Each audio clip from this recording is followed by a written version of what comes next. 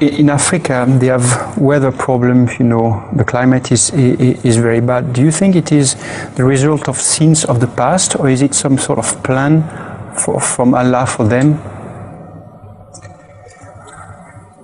I think most of the problems there in Africa about the weather are created in the first world and imposed upon them.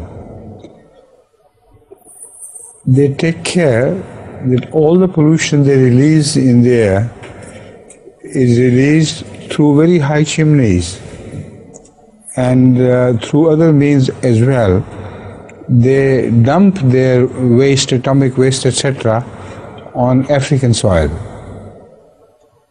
So because of that and because of American chimneys which release their pollution so high that they are carried with currents to African countries and dumped over there. So some problems of changes in the weather could be caused because of that. And some problems are caused because of pollution again, but not directly. You see, with the result of pollution, increasing pollution, some holes are being created in the North Pole. With the result, the radiation can reach the earth, which was presented by Allah through some means whereby the radiation, the atmospheric radiation,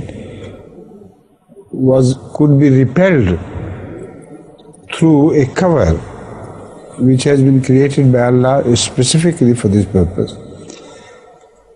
Now, if that cover is destroyed, then a big hole will be created, and that radiation will fall upon the earth, bringing about a chain of reactions. The major effect would be on the weather, and that effect you can see here in England as well. See, such rains, they don't leave you alone.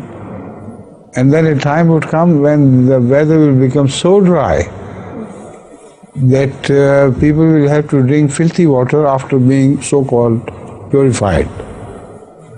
But it's dirty water anyway. Sewage water has to be cleaned by them through chemicals, etc., which, although apparently is clean, the water is clean, but it still contains injurious chemicals. But let us forget about these changes. Let me return back to atmospheric changes which are brought about in Africa. So if there are more rains are attracted here, less rains will reach Africa. And when in their turn it is dry weather here, it will be over wet in Africa. Either way, it will destroy. It will create a negative effect on their food products, etc. Now, it does so here, but they are so advanced in their scientific means to combat food shortage that they can recover, they can recover the loss and nobody feels it. But Africa is a poor continent. They cannot take the same measures, scientific measures, to fight the food shortages caused by either overmuch of rains or paucity of rains. So these are multiple problems which are, I don't believe, they are their own doing. These problems are imposed upon them, unfortunately.